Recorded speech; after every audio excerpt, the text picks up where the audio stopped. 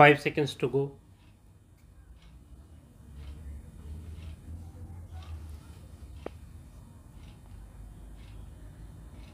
Start. Madam Speaker, today all persons of Indian origin feel secure that their motherland Bharat cares for them and at times of need will support them. India's transformation has inculcated a sense of pride and respect for Indians and persons of Indian origin across the globe. We have taken several initiatives to strengthen their connect with India, facilitate their investment in India, and ease their travel.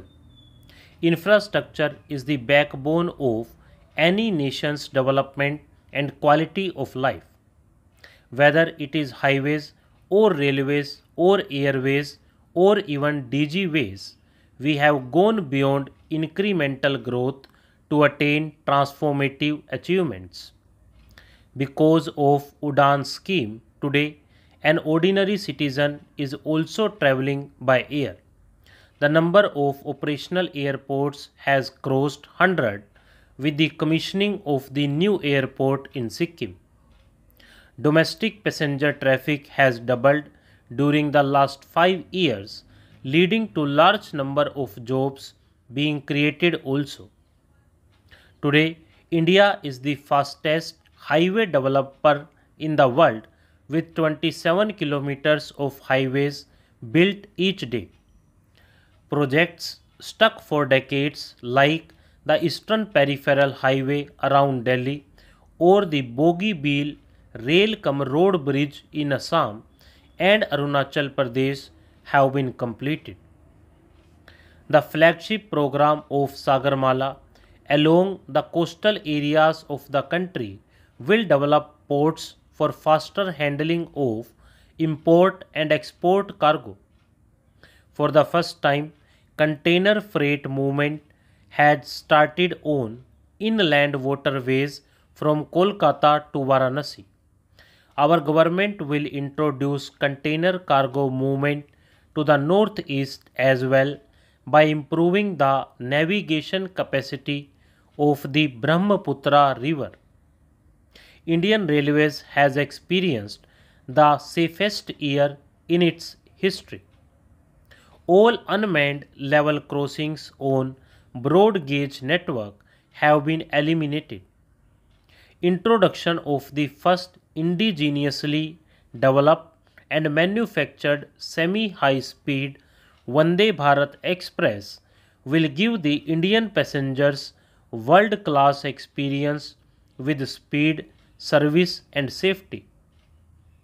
This major leap in wholly developed technology by our engineers will give an impetus to the Make in India program and create jobs.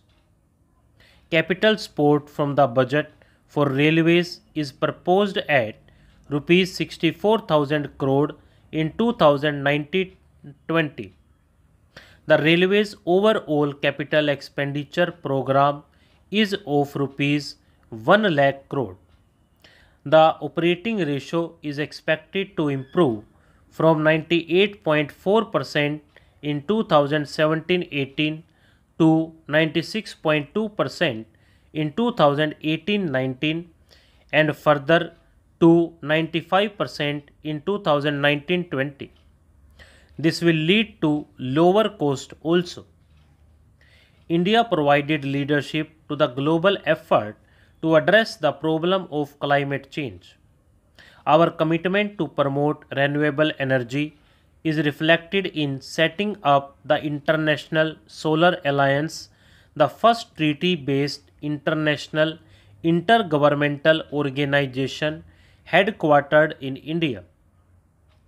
India's installed solar generation capacity has grown over 10 times in the last 5 years. This sector is now creating lakhs of new age jobs. India's import dependence on crude oil and natural gas has been a source of big concern to our government. While we have taken a large number of measures to moderate the increasing demand through usage of biofuel and alternate technologies.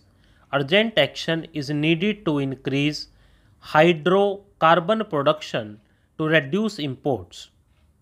A high-level interministerial committee constituted by our government has made several specific recommendations, including transforming the system of bidding for exploration, changing from revenue sharing to exploration program for category 2nd and 3rd basins. The government is in the process of implementing these recommendations. The people of Northeast have also received significant benefits of infrastructure development. Arunachal Pradesh came on the air map recently, and Meghalaya, Tripura, and Mizoram have come on India's rail map for the first time.